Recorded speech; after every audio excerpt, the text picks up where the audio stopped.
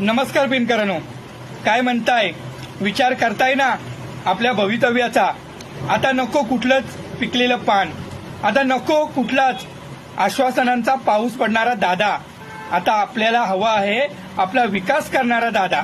शेतकरी कामगार पक्षाचे अधिकृत उमेदवार आदरणीय अतुल म्हात्रे सरांच्या माध्यमातून शिट्टी वाजवायची आहे. ही शिट्टी आहे परिवर्तनाची, ही शिट्टी आहे आपल्या विकासाची, ही शिट्टी आहे पर्यटन वाढीची, ही शिट्टी आहे युवकांना रोजगार देण्याची.